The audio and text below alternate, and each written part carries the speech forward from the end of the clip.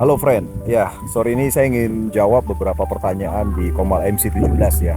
Ada yang bertanya begini friend, banyak yang mengira bahwa perjanjian baru ya dalam Alkitab itu adalah perjanjian lama yang direvisi friend. Sebenarnya sih bukan begitu ya friend ya. Jadi yang perlu teman-teman ketahui bahwa Alkitab itu terdiri dari dua hal, yaitu perjanjian lama dan perjanjian baru. Perjanjian lama adalah nubuatan, sementara perjanjian baru adalah penggenapan ya dari semua janji Allah atau Tuhan ya. Nah, kita ketahui bersama bahwa perjanjian lama itu adalah hukum Taurat sebenarnya. Ya, dinubuatkan. Jadi, apa yang dinubuatkan sebenarnya dalam perjanjian lama? Yang dinubuatkan adalah akan hadirnya seorang Mesias atau juru selamat ya. Dan perwujudannya atau penggenapannya itu ada di perjanjian baru, yaitu hadirnya Yesus Kristus yang merupakan Mesias itu sendiri ya.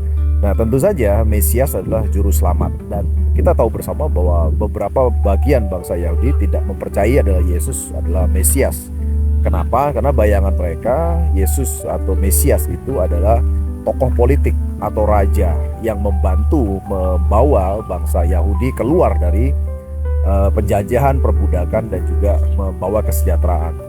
Tapi tentu saja sebenarnya Mesias ya atau juru selamat yang sebenarnya, yang tentu saja yang merupakan visi daripada hadirnya Yesus adalah membawa seluruh bangsa Yahudi dan seluruh dunia yang berpegang kepadanya, yang percaya kepadanya ya, itu masuk ke dalam kerajaan surga atau kerajaan Allah, di mana dalam kerajaan surga atau kerajaan Allah tentu saja tidak ada lagi penderitaan, tidak ada lagi sedih ya, tidak ada lagi pengkhianatan, atau tidak ada lagi yang namanya kesedihan, tangis ya, penderitaan ya, rasa sakit dan sebagainya tidak ada.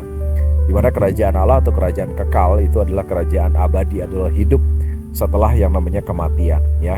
Nah, tentu saja itulah kerajaan Allah yang dijanjikan oleh Yesus Kristus bagi mereka yang mengikuti yang namanya Yesus Kristus ya. Jadi Yesus Kristus adalah penggenapan daripada nubuatan, dan kita tahu bersama bahwa di dalam perjanjian lama itu banyak sekali nubuatan mengenai hadirnya Mesias atau Yesus Kristus ya. Jadi Anda bisa lihat nanti di sana itu begitu banyak ya. Nah, tentu saja ini yang ingin saya sampaikan kepada teman-teman yang mungkin memahami bahwa Alkitab perjanjian baru adalah revisi dari perjanjian lama yang dimodifikasi, bukan begitu ya.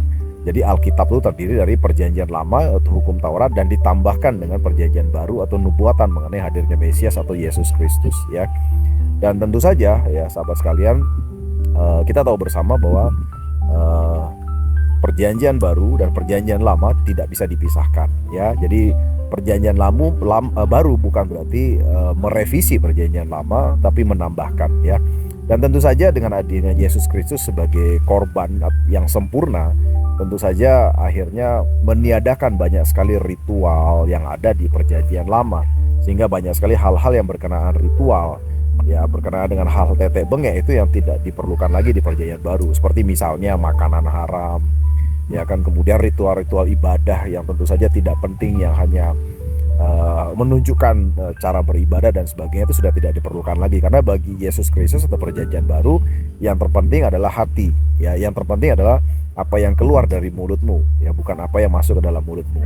Tentu saja banyak hal ya teman-teman sekalian, nanti kita akan belajar sama-sama. Tapi ini yang saya ingin sampaikan kepada teman-teman yang bertanya mengenai Alkitab, yang beranggapan bahwa perjanjian baru adalah revisi dari perjanjian lama. Jadi jawabannya tidak. Jawabannya adalah Alkitab tersendiri merupakan satu bagian antara perjanjian lama ditambahkan dengan perjanjian baru. Gitu ya friend.